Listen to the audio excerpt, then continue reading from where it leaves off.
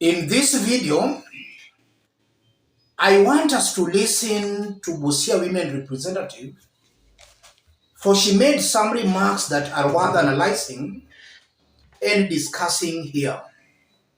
Listen to this. Otherwise, made a finger. Let's put things into perspective for Kenyans to understand what's happening here. Immediately William Ruto came to power, there was a cabinet meeting at State House, Nairobi, that sanctioned the importation of edible oil into the country, and we were told that was meant to lower the cost of living, and specifically was to lower the cost of cooking oil in the country. So that's why the government had sanctioned the importation of edible oil tax-free into the country. And because of that importation, the Kenyan government lost at least 10 billion it could have gotten in form of taxes if it could have taxed the importation. So the government lost at least 10 billion Kenya shillings. And what we are being told now is that it's not actually 10 billion Kenya shillings, but 30 billion Kenya shillings. EACC has been doing some investigations on 16 billion. Recently, EACC told us that it's now not 16 billion, but 30 billion. So it's coming out very clearly that through that importation alone, this government lost between 10 billion to 30 billion Kenyan shillings.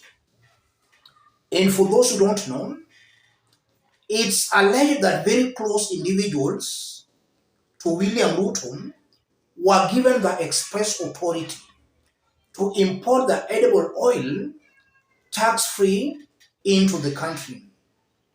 These are all information in the public domain, and sometimes back, NTV did expose that, and Moses Kude was very furious and badly insulted NTV.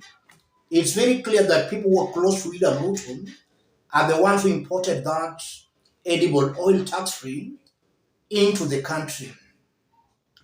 The shocking bit about it all is that that edible oil has been found unfit for human consumption.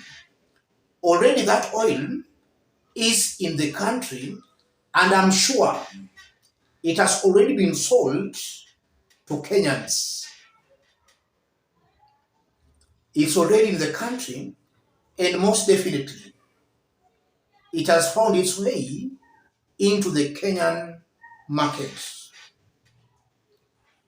That's the most annoying bit about it. That's corruption. And not only corruption, it exposes that this government is very inconsiderate about the plight of Kenyans.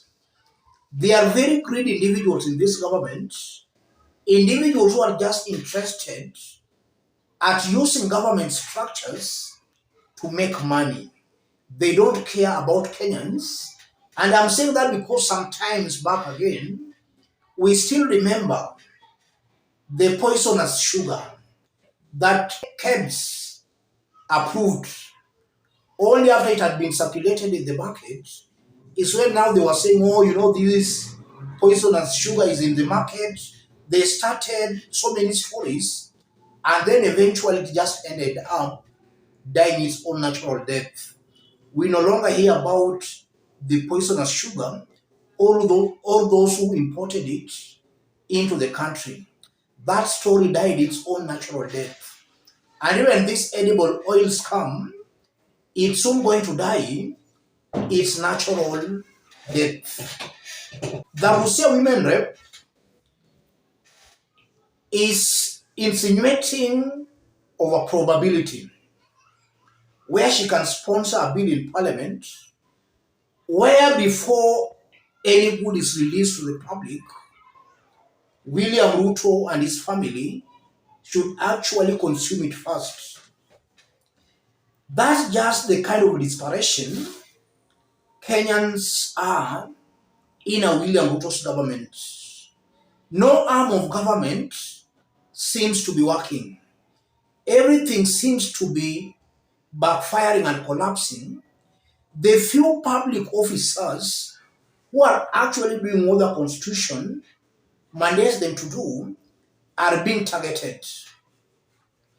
If you are a public officer who is actually working, you are being targeted for removal. And I'm saying that based on what we witnessed today morning when the control of budgets was arrested in Mombasa. And we know that her arrest has got everything to do with her expose on some corruption.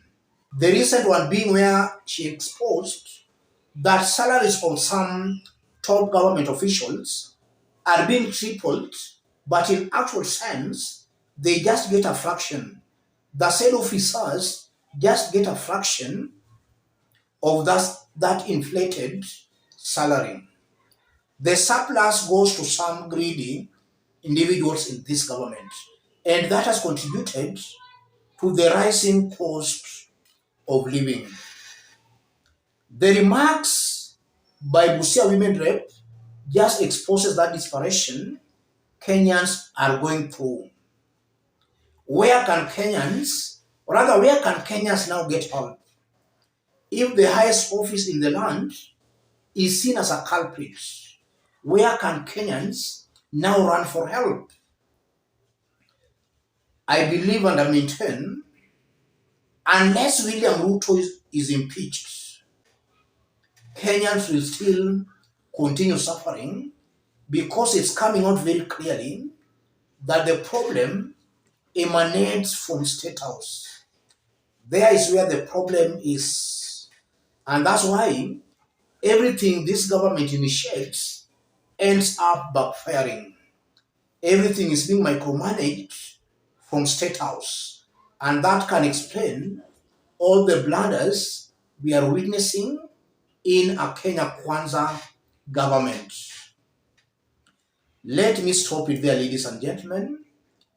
In case you are watching us, but you have not yet subscribed, subscribe, give this video a like. Let's meet in our next analysis. Thank you.